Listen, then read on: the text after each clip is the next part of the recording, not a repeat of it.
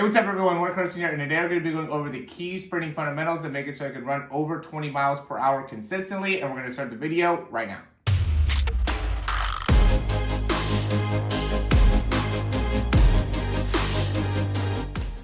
All right, so the first thing we're going to go into is going to be the controllables, right? This is an important thing to be able to add into any part of your life is you can only control the controllables, right? We can't have, I'm not going to be able to be 6'5" like Usain Bolt. I'm not going to be able to have the limb height or length that Usain Bolt has. I'm also not going to be able to have the muscle density that a Tyson Gay has, right? So just because I am not the size or height of Usain Bolt or don't have the muscle strength or the natural lower body strength of Tyson Gay, doesn't mean that I can't improve my speed, and doesn't mean that you're not going to be able to run faster. While there is some parts of it that might be genetic in improving speed or running really fast, there's a lot of it ends up being just based off the mechanics. So that's what we're going to be going into today, are what are some of the key fundamentals that are needed in order to run fast. I just went and compared myself and my sprinting in comparison to Usain Bolt, Tyson Gay, Asafa Powell, Johan Blake,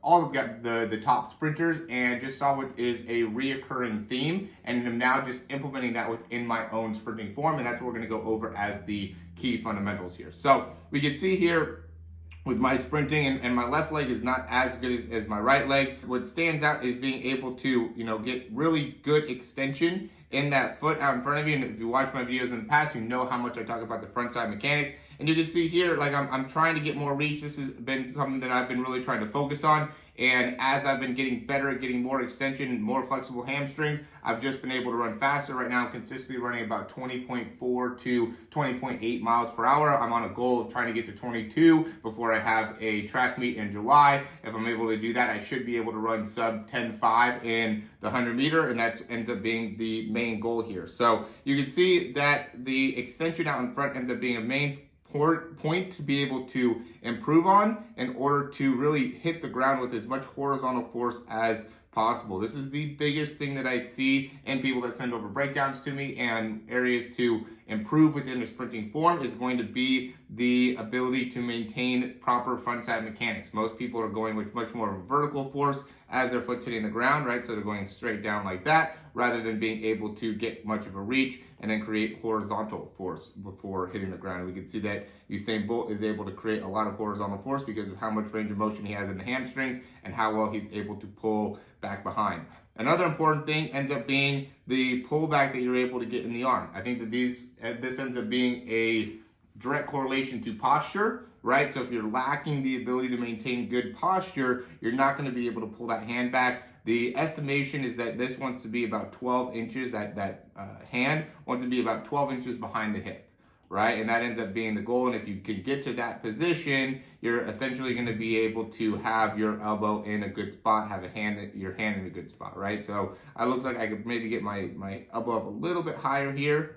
Well, I guess that's not at the max, but yeah, it looks like I could probably get my elbow up a little bit higher, but my hand is in a pretty good position in comparison to some of the best. And again, this ends up just being an important thing to be able to recognize is, how much range are you getting within the arms as you're going back, right? It's all about extension and the upper body, and also how well are you able to maintain a good upright position within the spine, right? Those two things kind of simultaneously working together ends up being super important. And again, these are just things that we can work on. We can't change the genetics behind the movement pattern, but we can change some of the mechanics behind the movement pattern, and by changing the mechanics, you can actually make a difference on your ability to maximize your sprint. Now, while we're hitting the horizontal force as our foot hits the ground, right, and this ends up being a critical part of being able to generate speed, is how much force are we generating into the ground during that foot contact. But then an important part is also being able to turn that horizontal force into vertical force. So you can see when pushing off, getting that heel basically directly up, and notice how these guys do a great job of that as well, pushing off and getting their heel to come directly up and right back underneath. So I see a lot of people that will push off and will be pushing more of their foot backwards like that, rather than maximizing the ability to create excellent turnover and force production by being able to push yourself in more of a vertical fashion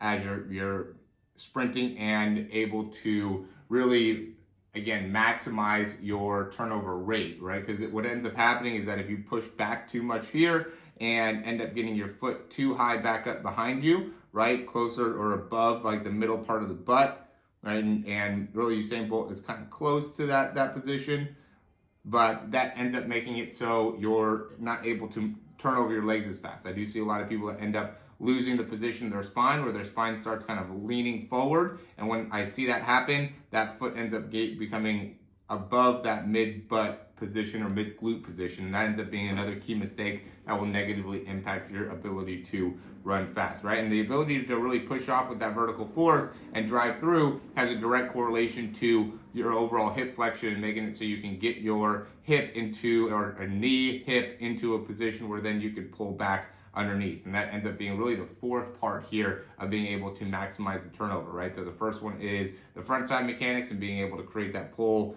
down with the horizontal force.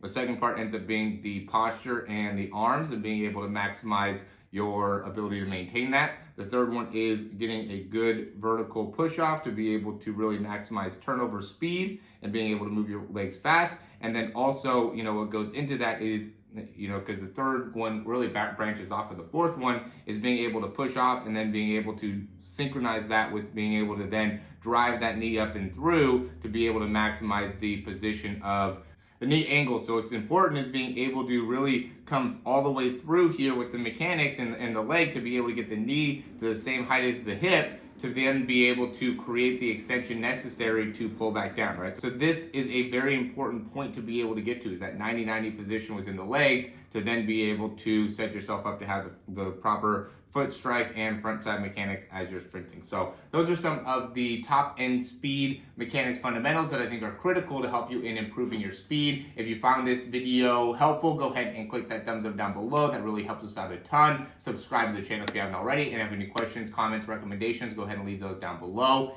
And I'd also highly recommend you guys checking out some of the links in the description down below. We have a free speed program. We have a free speed ebook. We also have a regular speed program, like a 3-month speed program that has everything you'll need to be able to run faster. It's 3 months. I think it's a great rate. I think it's $109 right now.